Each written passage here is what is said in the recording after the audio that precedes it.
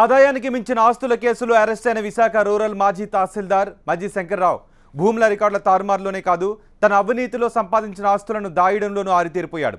విశాఖ భూ కుంభకోణంలో ప్రధాన నిందితుడిగా ఉన్న శంకర్రావు 15 రోజులు అజ్ఞాతంలో ఉంటూ తన ఆస్తులను చక్కబెట్టుకునే పనిలో మునిగిపోయాడు. అతని క్రిమినల్ కేసులు నమోదు చేసినా అతన్ని పట్టుకోలేకపోయారు కాకీలు. తన ఆస్తులపై నిఘా వేసిన ఏసీబీ అధికారులను కూడా ముప్పు తిప్పలు పెట్టించాడు శంకర్రావు.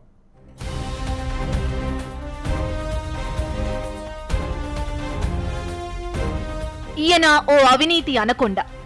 అక్రమంగా సంపాదించిన డబ్బుతో కోట్లకు పడగలెత్తాడు. మజ్జి శంకర్రావు విశాఖ భూ కుంభకోణంలో ప్రధాన నిందితుడు.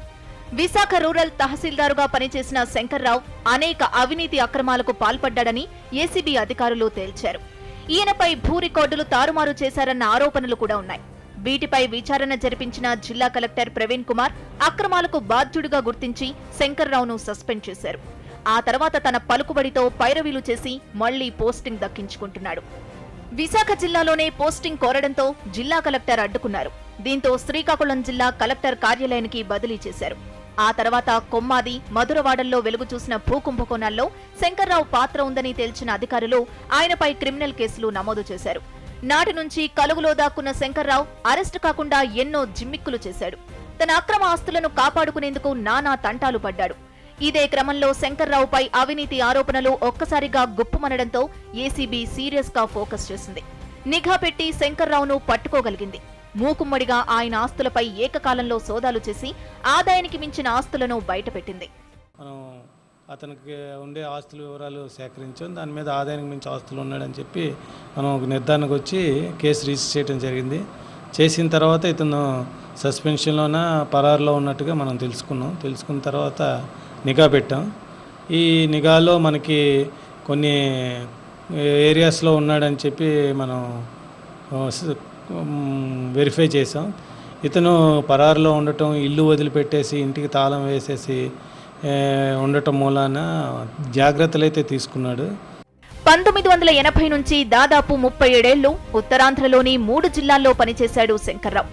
ఈ అనుభవంతోనే మజ్జి శంకర్రావు తన సర్వీస్లో మెజారిటీ కాలం తన సొంత జిల్లా విజయనగరంలోనే పనిచేశాడు. ఈ క్రమంలో బొబ్బిలిలో భార్య పేరుపై ఓ G+1 భవనం, మరో 3 ఇళ్ల స్థలాలు పోగేశాడు. ఇటు విశాఖ జిల్లాలోనూ భారీగా ఇళ్ల స్థలాలు, బంగారం సంపాదించాడు. ఏసీబీ అధికారుల విచారణలో శంకర్రావు అక్రమ ఆస్తులను చూసి అవాక్కయ్యారు. ఇంత పెద్ద స్థాయిలో ఇన్ని ఆస్తులను ఎలా అక్రమంగా సంపాదించాడని ఆశ్చర్యపోయారు. శంకర్రావు తన స్థిరాస్తి డాక్యుమెంట్స్ ను బొబ్బిలిలోని సత్యనారాయణ అనే టైలర్ దగ్గర దాచాడు. వీటిని ఏసీబీ అధికారులు గుర్తించారు. అతను టైలరింగ్ చేస్తాడు, బట్ ఇతనికి సన్నిహితుడు. అలానే అక్కడ మక్కువలో కూడా అతనికి సన్నిహితులు ఉన్నారు. వాళ్ళ పేరు మీద కూడా కొన్ని ఆస్తులు ఉన్నట్టుగా మనకి సమాచారం. విశాఖపట్నంలో మనం సీజ్ చేసాం. అసోసియేట్స్ ఉన్నారు, వాళ్ళపైన కూడా మనం ఇప్పుడు నిఘా పెట్టాం. వాళ్ళ పేరు మీద కూడా ఆస్తులు కొన్ని కొన్నట్టుగా మనకి ఇన్ఫర్మేషన్ ఉంది.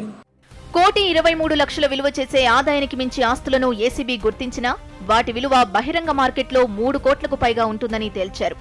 అయితే టైలర్ సత్యనారాయణ దగ్గరే కాకుండా మరికొందరు సన్నిహితుల పేర్లపైన ఆస్తులను కూడగట్టినట్లు గుర్తించారు.